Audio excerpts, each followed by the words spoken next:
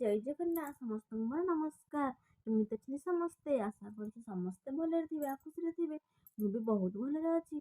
आज भिडियोटी मु नुआ स्टाइल आरंभ करुछि। आपण मानकु केमिति लागुछि निश्चित कमेंट बॉक्स जणाइबे और जदि भल लागिला आपण मानकु निश्चित सब्सक्राइब करिवे।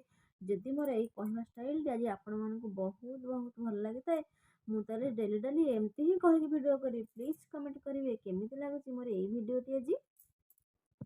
एबे चलन सांग माने पखाला खाइबा। सोमवार सकाळ आज पखाला खिया हैला। ये हैला खट्टा पानी आ हैला भेंडी आलू भजा कंचा पियाज ता संगे आंब सढ़ा आ हैला मटर घुगुनी। किए खाइबा आसंतु जल्दी जल्दी मु एबे खाइदेली। देखंतु आंब सढ़ाटा बहुत टेस्टी आसे लंका रसुण पानी करी खाइले ना बा पखाला खाली उड्डीबो। एबे तो खाइबा सरी गला। गुडन बाबा एबे ड्यूटी जिबे चलन तांको छाड़िया को जिया। गुडन एबे तांको बाबा को टाटा करूछंती टाटा।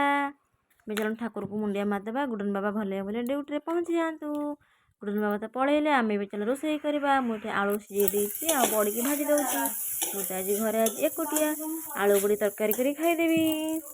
देखुन तो आलू बड़ी तरकारी करा पे मसला एबे मुठी रेडी कर देछि। मसला रखिछि पियाज को चुन चुन करी काटी देछि। अदा छेची देछि रसुण छेचा कंचा लंका तो नाही शुक्ला लंका गुंड आ रुचि मसला लुण हळदी भृसंगा पत्र तेल ए पाची गलाने एबे पकई देबा पियाज ता संगे अदा रसुण भी पकई देछि। एठी मसला एबे रेडी हेलानी तापरे पकई देबा। एठी लुण हळदी लंका गुंड चिकन मसला सेतरे भृसंगा पत्र पकई देबा। तरतर एई संग माने कर दउछि। गुडुनु की तो किछि काम करै दोनी मते।